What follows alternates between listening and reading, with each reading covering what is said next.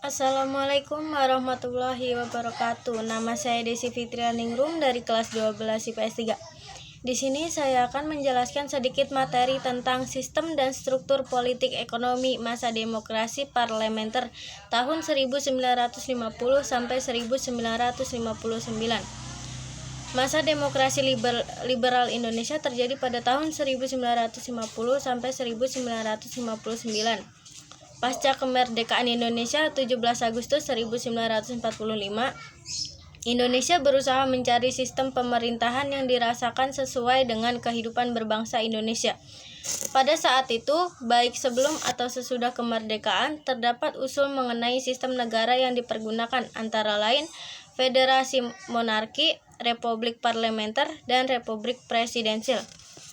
Pada bulan Oktober 1945, Wakil Presiden Muhammad Hatta mengeluarkan Maklumat Wakil Presiden nomor 10 bulan Oktober 1945 yang menyatakan bahwa Komite Nasional Indonesia Pusat atau KNIP sebelum terbentuknya MPR DPR melakukan tugas legislatif. Dengan demikian, KNIP dari lembaga pembantu presiden menjadi lembaga yang sederajat dengan lembaga kepresidenan. Kemudian, KNIP yang dipimpin Sultan Syahrir berhasil mendorong pemerintah, yaitu Wakil Presiden Hatta, untuk mengeluarkan Maklumat Pemerintah 13 November 1945 tentang pendirian partai-partai politik dan Maklumat Pemerintah 14 November 1945 tentang pemberlakuan kabinet parlementer. Dengan maklumat tersebut, Indonesia menjalankan sistem parlementer dengan menjalankan pemerintahan. Presiden hanya sebagai kepala negara dan simbol, sedangkan urusan pemerintahan diserahkan kepada Perdana Menteri. Syahrir terpilih menjadi Perdana Menteri Indonesia pertama. Akhir masa demokrasi liberal di Indonesia. Kekacauan politik yang timbul karena pertikaian partai politik di parlemen menyebabkan sering jatuh bangunnya kabinet sehingga menghambat pembangunan. Hal ini diperparah dengan Dewan Konstituante yang mengalami kebuntuan dalam menyusun konstitusi baru, sehingga negara Indonesia tidak memiliki pijakan hukum yang mantap. Kegagalan konstituante disebabkan karena masing-masing partai hanya mengejar kepentingan partainya saja tanpa mengutamakan kepentingan negara dan bangsa Indonesia secara keseluruhan. Masalah utama yang dihadapi konstituante adalah tentang penetapan dasar negara.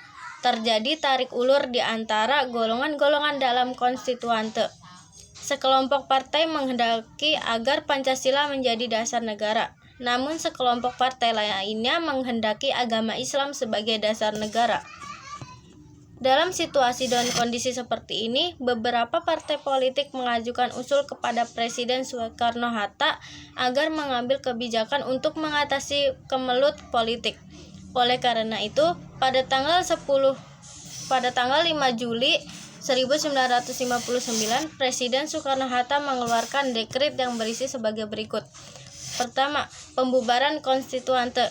Yang kedua, berlakunya kembali UUD-S 1945. Yang ketiga, tidak berlakunya UUD 1950. Dan yang keempat, pembentukan MPRS dan DPAS. Setelah keluarnya dekret Presiden 5 Juli 1959 dan tidak diberlakukannya lagi UUD-S 1950, maka secara otomatis sistem pemerintahan demokrasi liberal tidak berlaku lagi di Indonesia dan mulainya sistem presidensial dengan demokrasi terpimpin oleh Soekarno. Cukup sekian dan terima kasih. Wassalamualaikum warahmatullahi wabarakatuh.